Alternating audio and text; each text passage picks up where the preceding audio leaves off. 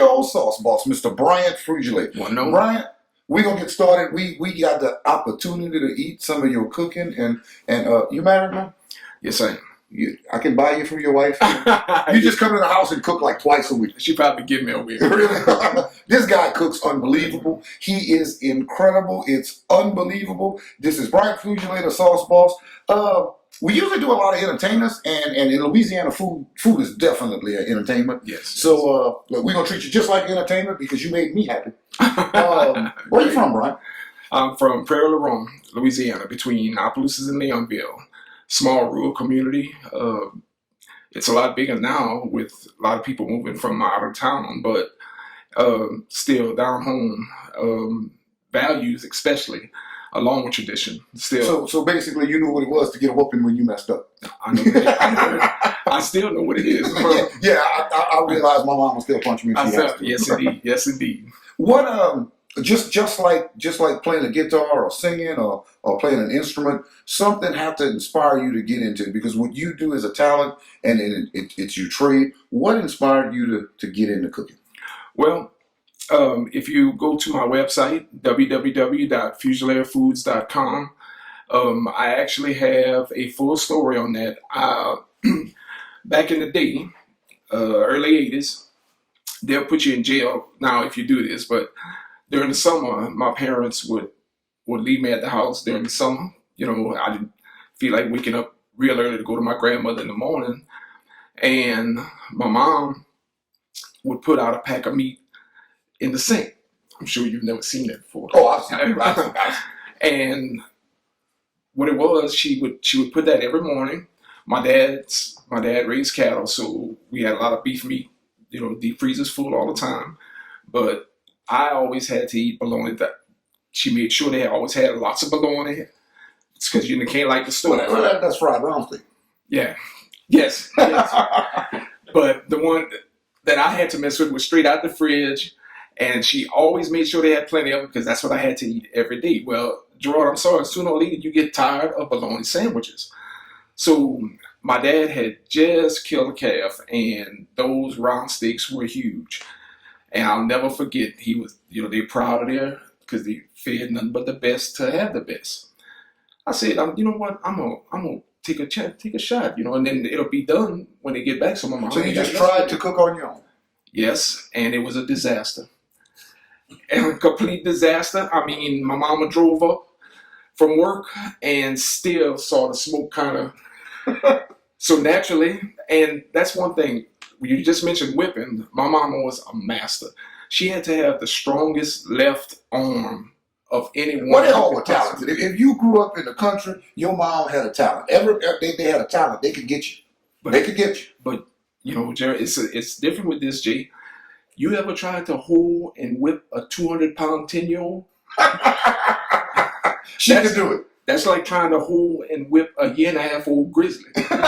So how long did it take you to develop the habit from burning the kitchen down to actually cooking good and doing what you do now? Because you cook with your foot in it or something. Well, when my dad came home, it was like my mama was excited to see him get on my time, and he asked me, and I said, I tried just to.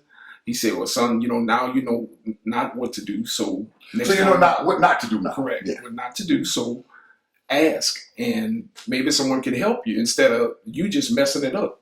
So from then on, I still tried, I still messed up, but I would converse with people, how do you, why do you fry your meat before? And then you can do all what you want. You can follow step by step, but you will never, ever get it to like that other person. Your style, your taste is going to be you. Mm-hmm. So it's a lot of my family that eat my cooking like all the time can distinctively say, well, Bowie cooked that. Mm-hmm. And by the way, that's what everybody calls me. I've actually heard Bowie before. And Bowie, the Bowie style, and you have your own flavor. Correct. And we talk a lot of things about what influences people and stuff like that. So even in cooking, like I said, cooking is one of the coolest forms of entertainment there is, especially in South Louisiana. Who is some of your cooking inspirations?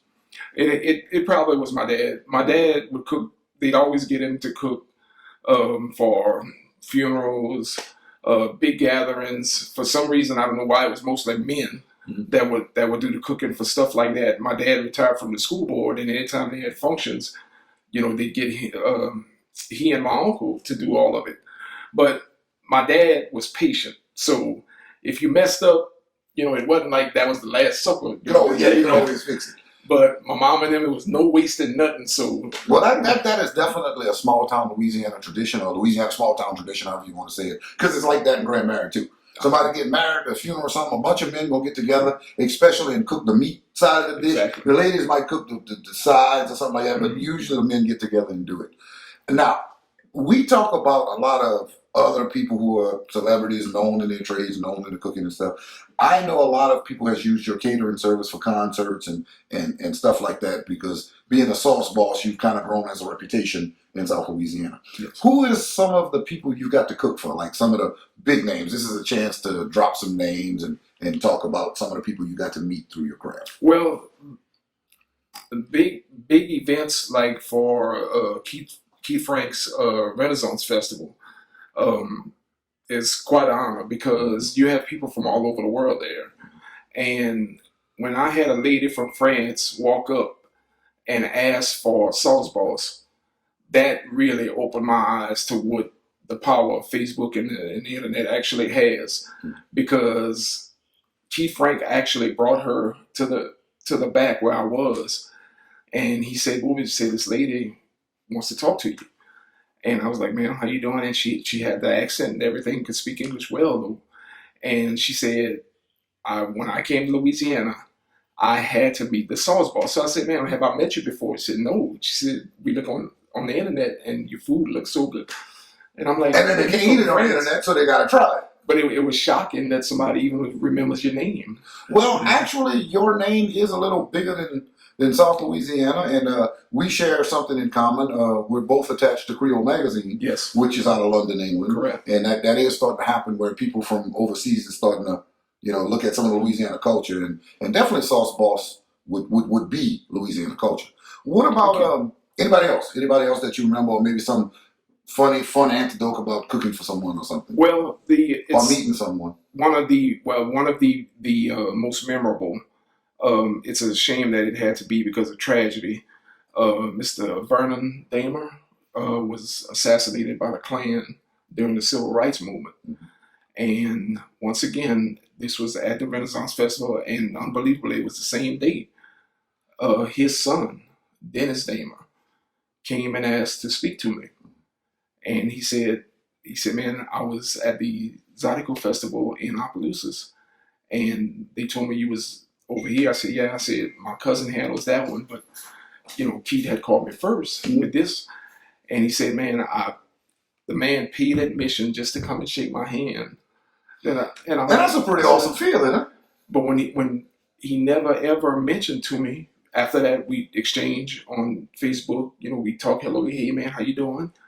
But he never ever told me who his father was.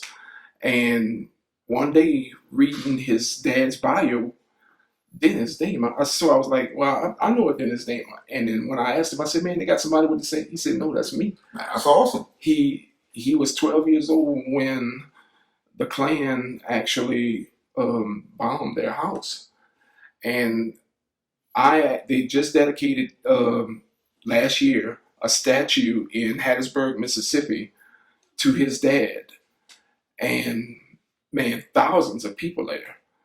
And I actually had the honor of doing the gumbo for the immediate family. That's and awesome. Friends. That's awesome. And to meet his mom, which was Mr. Vernon's wife, 90-something years old, still driving and everything.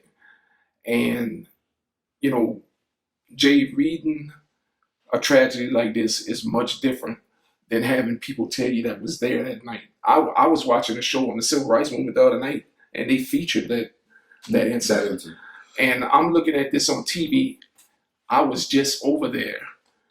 And to comprehend what kind of feeling it is when this man's wife gonna come and hug and give me a kiss, and said that she could not believe that I would take time out to drive 4.5 hours to in other words, your time was important to her. In other words, your efforts. They made me feel at home, And to me, that was one of the greatest honors because with all the people they could have got, with all of the people that would have just jumped at something like that, they called me.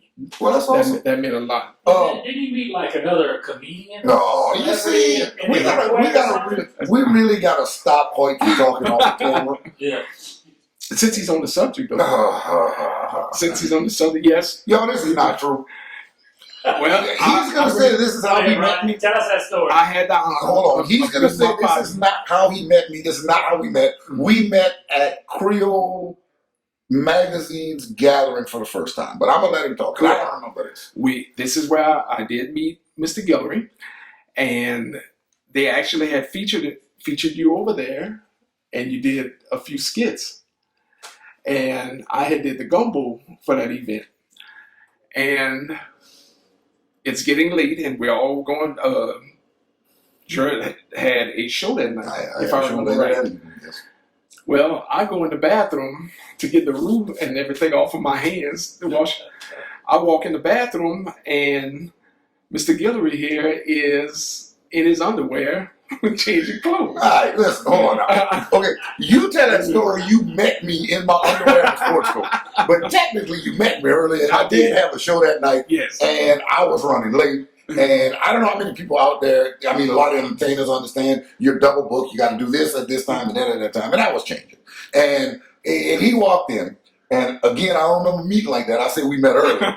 He walked in and started talking to me. And I'm like, dude, I'm in my drawers. But he's kept talking. And so we talked. So we had a full conversation, me standing in my underwear. And it's funny because that must have took 20 minutes and not one other person walked in there with all the people. And it was getting uncomfortable because the more he kept talking to me, I just wanted to put my pants on. But I washed my hands about 10 times. So I don't know what to think of that conversation. But I tell you what, Brian, your success at Sauce Boss is awesome. And I mean, we could have did this whole interview without bringing up that story. But that's okay. Tell us about your seasonings, the Sauce Boss seasoning, which we got here, which is awesome. Like, this is awesome. Tell us about, your recipe. Well, what you can share about your recipe and how we get it and stuff like that. Well, the first thing is I didn't realize how hard it is to actually do that. I would always mix seasoning to stuffed turkeys, briskets, whatever. And, Tony Sashes can do it. Slap Your Mama can do it. I know I can do it. It ain't gonna take no time. And then I have a digital scale, commercial digital scale for when I make sausage and stuff. So you can precisely measure your stuff. Well, all right. And actually, that tastes good. But then when I cooked with it, if it tastes good fried and I put it in a gravy, it was horrible. Vice versa. Okay, well, I'll change this. Cooked it in the gravy. Oh, yeah. So you developed this like from the beginning? Yes, and it took months. Okay. It took months. And I mean, I had a new respect for just throwing stuff in a bowl and mixing it after that. Because what you want to do is you want to make your mark, but you want to put your heart in it too. You gotta find a medium between completely making a mark and being palatable to other people. The reason I wanted to make my own seasoning was because I like this about this one, I like this about that one, whatever. But there was never one that I could use that I really liked with the whole nine. And I also wanted to come up with something because most of them are so salty that, okay, I use it like salt when I season something, but then I don't have enough spice sometimes and whatever. It's overly salty when I try to get it spicy. So those were the combinations that I wanted to put into the seasoning. But not only that, we talked about earlier about trying to use too many things. Yeah. So I am a very simple person, simple-minded, simple everything. I want the acronym about success is KISS. Keep it simple. And that last word is stupid, but we're not going to do that. But yeah, I could see not over blending and not putting too many things because then things get complicated. Well, because you're using so few things, it's not drowning out each other. Mm-hmm. So finally, I got something where I had to, because once again, it takes a lot of time. Once you're not cooking all these things all in one day. Like one day I would fry something with it, one day I would barbecue. They just wasn't matching up. And then finally, and when I say minute changes, very minute, but it all makes a difference. So now, do you package the salt? Do you actually package, or you develop the recipe and it's co-packed?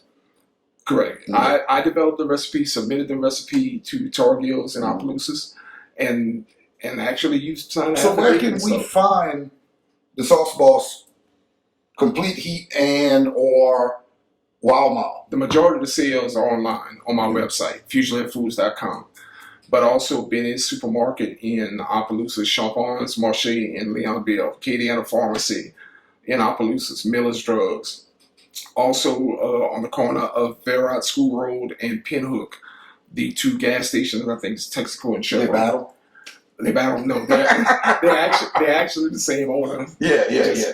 But they handle it, and the biggest sellers are definitely Benny's and Champagnes. Okay, your website again was? fuselierfoods.com. Okay, and then on any type of social media, it's going to be Fuselier or Sauce Boss? Well, on my Facebook page, it would be my actual name, Bryant Fuselier. But I do have a Sauce Boss page, but of course it's just light. It's not, informational with pictures and stuff like my regular page. Well, I tell you what, he says just like pictures and stuff.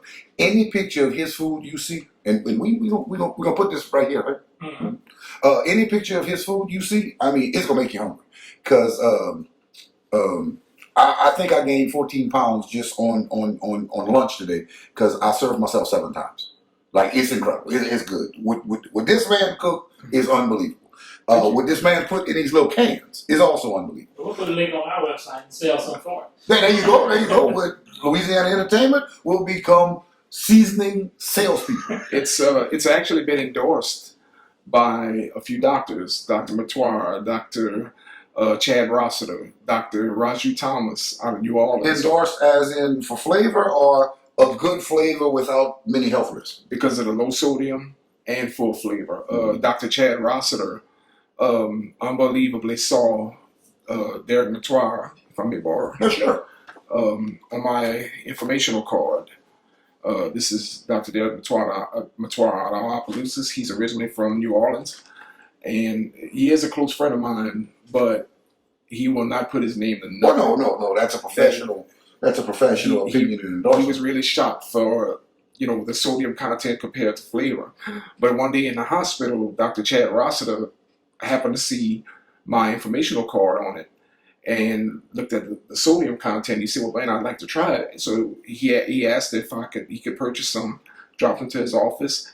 He actually has my seasonings in his exam rooms. Really? And that's amazing because Louisiana cooking and especially seasonings are usually not considered to be healthy. Correct. You know what I mean? So that's unique. He was really shocked that because of the low salt, that it still had flavor. To mention a TV station, I was invited as a guest on KDN channel 15, and I get a phone call a few days later. Mr. Fuselier, I was wondering where I could find you. See it, so I was like, "Ma'am, did you see this on Facebook or what have you?" And she told me no. She said, "I saw you on TV." So I said, "Okay," and then it just hit me. Wait a minute. How did you get my number? Because it wasn't flashed or anything. She actually called the TV station, and they gave her. Dude, you think about it, and that's what kind of our purpose. Louisiana Entertainment eXperience like talking to our entertainers, and like I said again, what you do is entertainment. I mean, it's entertaining. It's good. Now that I get some sodium, I'm gonna go get some plate. I'm thinking I am too. Because I was supposed to watch Soul too, but this is what it's for. In other words, we want people to see you and hear this stuff and try it and start learning what we have to offer. Now, if you could do anything, what would you like to see Fuselier Foods and Sauce Boss become? What is your long-term goal, and what do we hope to accomplish? Well, first of all, I better mention my actual passion was healthcare. I'm a nurse. I know it don't look like. No, I knew that. I actually knew that about you. And that was actually my passion, was just to be the best caregiver that I could, because I really have a big heart, especially for elderly, indigent, and kids. But when I realized how in the elderly population especially, how a simple sauce piquant can make someone cry because they haven't had that for years, or that was their favorite dish that they really featured at their family that they couldn't. And you're talking about somebody like with being a nursing home or a care facility. And it's true, because it's usually fallen into the cafeteria food type meals and all about the dietary and probably a little more on the bland side. Oh, very much so. But they have to do it like that. Yeah. You know? But just for them to tell you that brought back memories. Just a simple plate of food. That's when I knew how important lighting a fire could be for some people.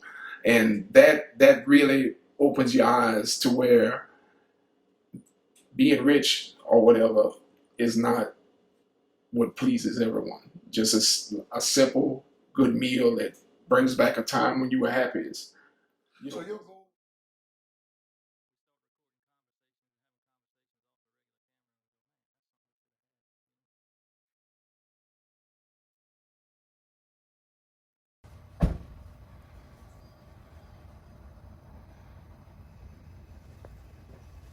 We're cooking some onion. Oh yeah.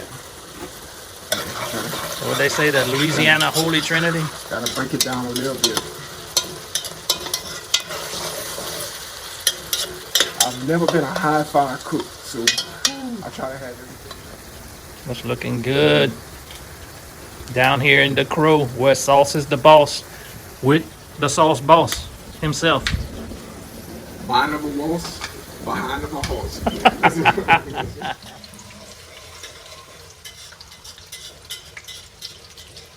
Hot right here, Brian. That's some smoked neck bones for the cabbage. Smells delicious. Yeah. Been a long time since I ate some other cabbage, but I love it.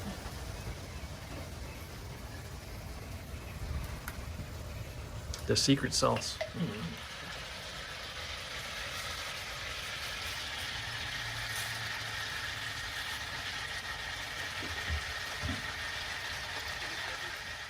Cream cheese and wrapped with bacon. And my son.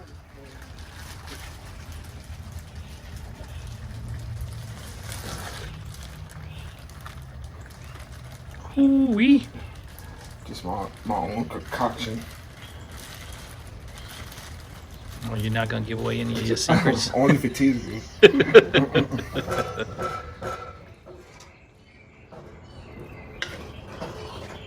Ooh. Got some green onions in there, Brian. All right, so Brian, tell us about what you cooked for us today. Well, right here, we got a little pork fricassee. Pork fricassee. Boneless. Took a little Boston butt. Cube, Man, made some pork griots. I think the rest speaks for itself. oh man, I wish we could capture smell on the camera. Oh, and I had a little sample earlier. That's pretty good. What else we got? You have to have a couple of little sides here in Louisiana. We got some smothered cabbage with smoked pork neck bones. And of course, we got some yams also. Nothing like yams in That's what Louisiana. I'm talking about. It goes real well with fricassee. Oh, and they say saucisson, Of course, over a bed of rice. a bed of rice. So hopefully it came out all right. Oh yeah. I think it'll be enjoyed. How long you been doing this? First started out cooking eggs, probably about 7. Real cooking, my first dish was spaghetti, about age 11. Wow, man. Well, we'll save the rest of the questions for the interview of this. But I'm about ready to eat. Everything's ready.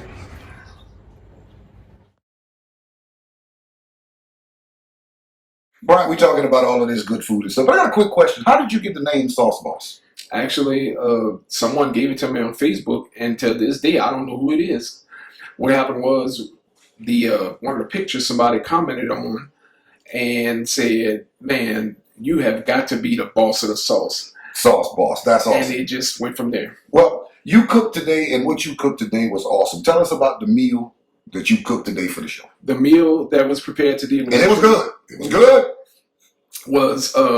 It was pork fricassee, and I actually opened that question up to my Facebook followers to see what meal they would cook if they wanted a real traditional Louisiana meal, if they were asked to cook one.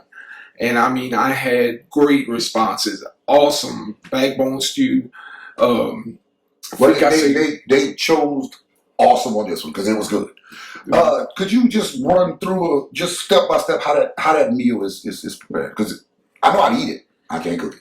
Well, for the actual pork, I used the Boston butt that I diced up myself, diced it real big, and just developed quickly a marinade. And it's actually been soaking in it for about 2 days. Very easy. As Hoyt was watching me, it was nothing to it. Sauteed the onions a bit, added some water, dissolved my roux, and bam! I did not saute the meat ahead of time. Mm-hmm. Because it was marinated right before I dumped it in. I, of course, just turned my fire high to where when you put it in, that kind of did the searing rather than fried it. Cabbage and the yams as sides just seemed like something that was grown by a lot of our people back in the day. So I wanted the sides to be something that. What amazes me about a chef at his caliber and his professionalism, oh man, that's easy. I tried to cook that. I burned 3 people. You know, I mean, it's too good to be that easy. So you're telling me you just basically marinate your bell peppers and onions, throw the meat in with a little water, and sear it down. I had no bell peppers in it.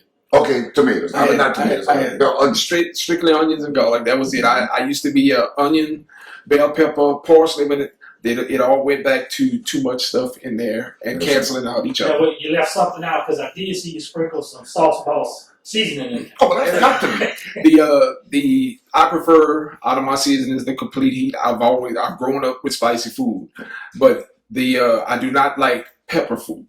I like spicy food. Pepper food to where I can't taste it, that I don't care for. Well, I agree with you on spicy food because I'll put seasoning in cereal. I mean, I love spicy food. But that was a great dish. And again, guys, if y'all get a chance, please check out the Sauce Boss. My actual favorite dish that I prefer as a cook, I never say chef, out of respect for everybody that work hard at school and stuff. I'm a cook in my personal. Yeah, but that old country cook, buddy. You know, that's a lot more than any school can teach you. My favorite meal is as simple as it gets: liver and onions. Really? Is that your favorite meal to eat or to cook? To eat. What's your favorite one to cook? To cook would probably be gumbo / jambalaya because that's deep in our roots. And yeah, that's the one everybody more on about. Okay, well, I'm from Gonzales, so his next time back, I gotta see if he can make jambalaya. That is no problem. Now, you think that would be a challenge for this man? We had that conversation earlier. So your goal with fuselierfoods and being a sauce boss and your cooking is generally just to make people happy. Correct. That's awesome. Again, guys, Louisiana Sauce Boss, complete heat, and Wild Mom. And again, Hoyt's going to remind me, even though I was trying to get out of the interview without it. We'll play a little game. You ever heard of bamboozle? Yep. All right. For somebody with such a delicate palate and trained palate as a chef, this ought to do well. You got one choice. You're going to flip this little card. It's going to tell you a color. We both going to do it even though I don't want to. Okay. So you got a choice. Go ahead and spin the dice and it's a color. Well, not dice. It landed on red. So you got the choice of dirty dishwater or caramel. So grab the red one. It's that one right there. It looks brown, but it's actually red. This one right here? Yeah. It looked like a Dulcalex. We'll find out what it is. Like No, it's jelly bean. Mm-mm.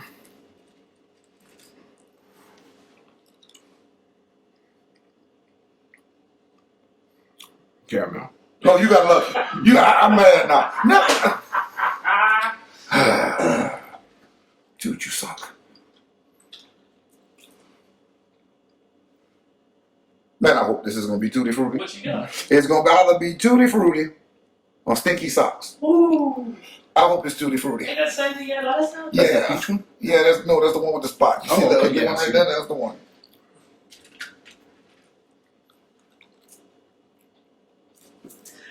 You finally got a good one. I finally got a good one. And speaking of good, no one cooks better. Nothing is more good, and I know that's improper grammar, but deal with it, than my man here, Mr. Bryant Fuselier, the Sauce Boss. So y'all pick up some of the seasoning, and if y'all see him anywhere, tell him hi and enjoy the food. I'm Jerrod Guillory. Bryant Fuselier, the Sauce Boss. And we are Louisiana Entertainment eXperience. Y'all check us out later.